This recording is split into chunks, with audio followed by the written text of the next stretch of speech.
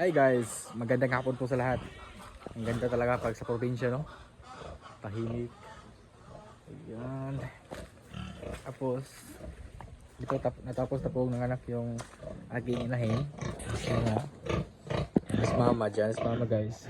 Hindi pa siya nagawa ng baral. Nakaanak na siya. So yun, no? So labing isa po yung anak ng aking baboy guys. Anak po ni Anita. Ayun. Oh. Ganda po talaga kapag dito sa probinsya. Ito yung namin dito guys, lugar sa probinsya. Maganda yung sa amin maganda magbaboy kasi gilid lang sa ilog. Yan. So hindi ako problema kapag walang tubig. Kasi yung tubig ay nasa ilog. Yun, no? Kabago-bago pa nga ng bumaha. Yung baha ay lang siya hanggang dito yung baha.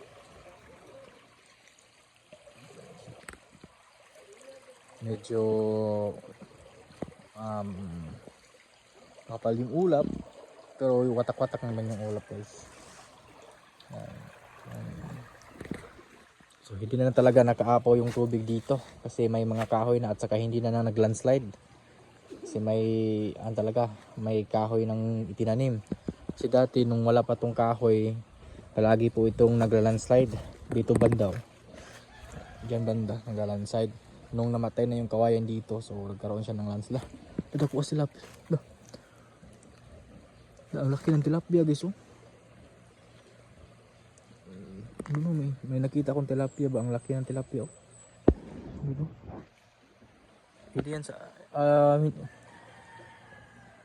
sa akin siguro yan. Pero matagal na yan nakawala sa fish pond siguro. Maliit pa yan. Kasi hindi naman wala talaga yung nangitilapia ako sa fish pond kasi malayo siya sa ilog. So matagal-tagal na yung nakawala hanggang sa lumaki na lang siya dito sa ilog.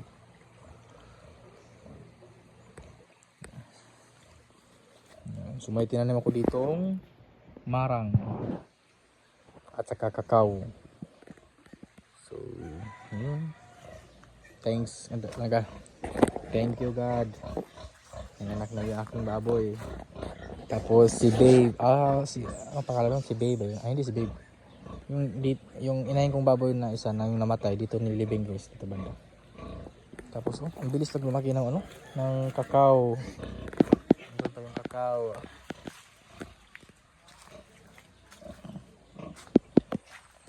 Ayan, andun yung kahoy guys, mga kahoy na gagamitin sana yan sa baral dito.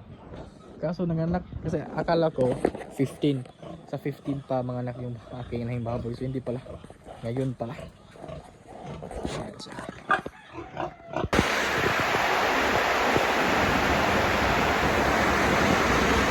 Grabe ang ulan guys, napakalakas. Pupunta pa naman ako sana sa kabilang baryo para bibili ng pagkain ng baboy. Ayun nga, nabutan, sobrang lakas ng ulan. Tapos mamaya may aayusin pa kami dun sa kabilang barangay din. Kasi may may client kami na walang internet. So, ayun, pupunta namin mamaya.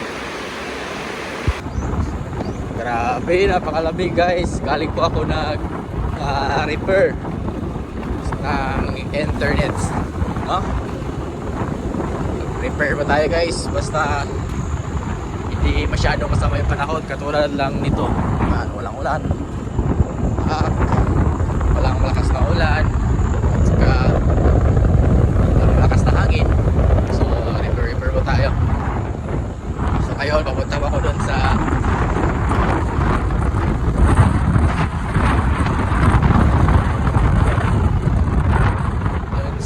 Mailog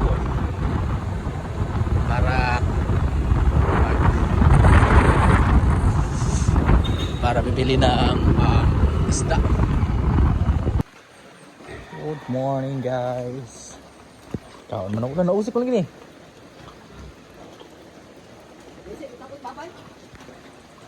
Na magusto. Hawa good guys, baha. Baha dito sa amin, no.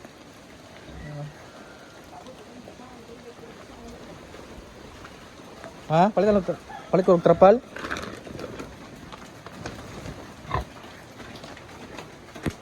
Musta Anita? O naman ikaw na yun. Pag ako hindi pa nga bumbag.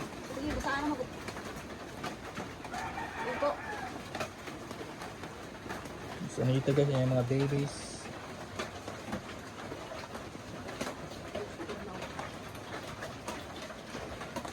Punta tayo dito sa second floor. Ibaon pa pala dito pa ng Kulapo. Manok. Dito sila matulog kagabi.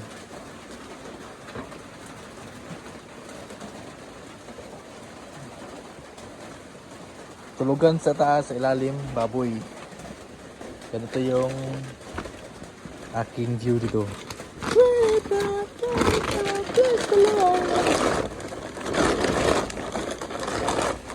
View.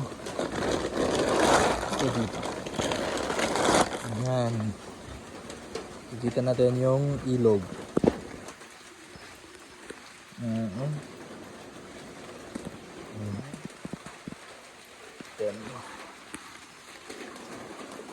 Napakalakas ng ulan.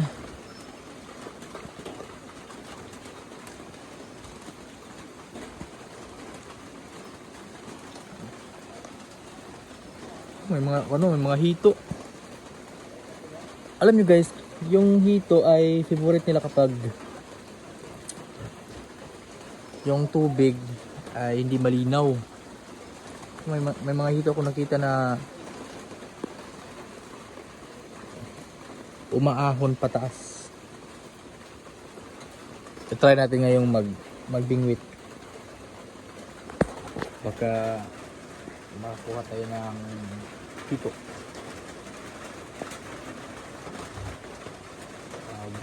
Malamig. Tag-ulan. Simula pa to kagabi guys hanggang ngayong umaga. Walang tigil yung pag-ulan.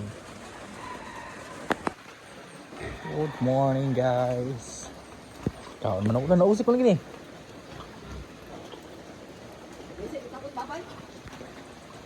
Naman gusto.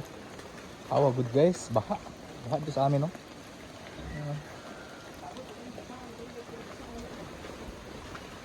Ha? Palit ko ng trapal?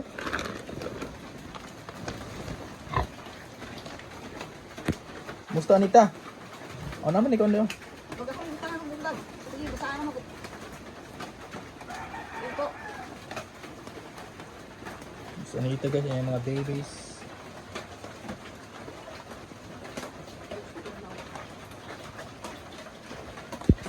Hello everybody. Kumain buntag guys, yung Rono. Ito na ako 3 wati.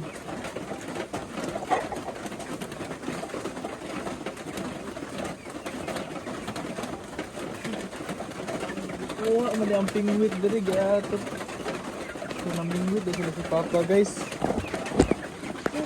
Riyaya ni mga baktina guys. Pwede yung pagaglamok.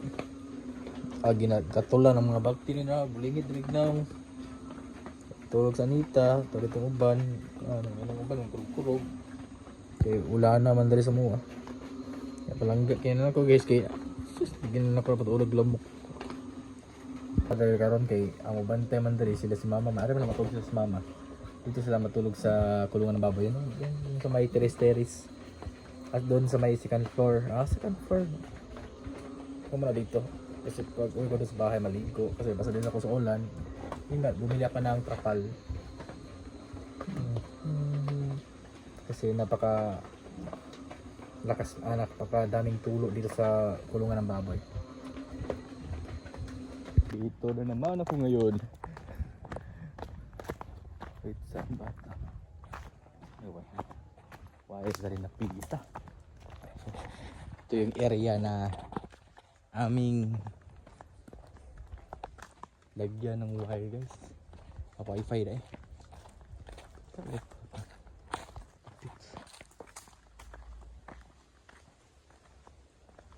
Sa kurente.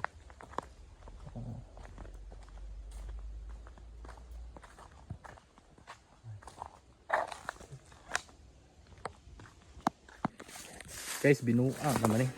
Naam, tapos banuan nagagi. Ako na lang yung nagdala ng hagdan para diretso kabit sa mga poste. Wala lagi ng mga dianan, guys. Gusto kinini lang mangita tag kwarta. Okay. Batot na. Oops.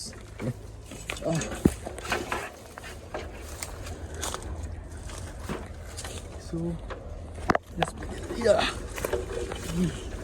sige. Dala ni Panakyong, guys. Kasi yung area na aming pinapasukan ay malayo sa highway. So, kaya ito ang mangyari. Maghanap tayo ng shortcut para mabilis lang tayong kaming makarating sa amin pupuntahan. Baldo ang taga Labay. Makaya na mo balo dito? Labay? Una ato ko boss? Ayaw tumbi ang kanang kana kay dalikin. So ito yung aking dinadaanan ngayon. Bali pangit talaga yung daan. Pero kapag yung motor na malalaki, hindi talaga siya matamaan yung sa ilalim sa mga bato. Kasi tignan nyo naman yung mga bato dito, guys. Napakatulis, mahaba. Napakalaki ng hoso. Parang wala pang laman. So, ito yung area na aming kabitan ng wifi. Dito na area, meron namang dito, guys. Ang tawag dito. May tower siya, pero hindi siya masyadong malakas. Hindi masyadong malakas yung signal. Ayun.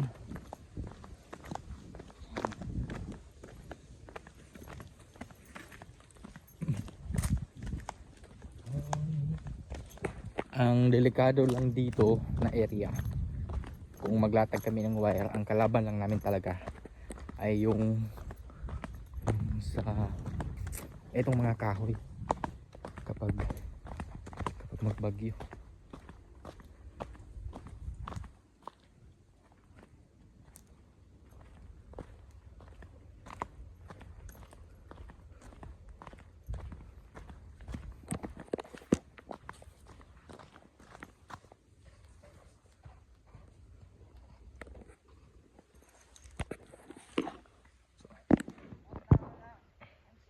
Nandun sila. Yan yung biskitata, spooky, ispapan doon. Dala sila ng wire. Yan yung ilatag namin. Papunta doon sa bila.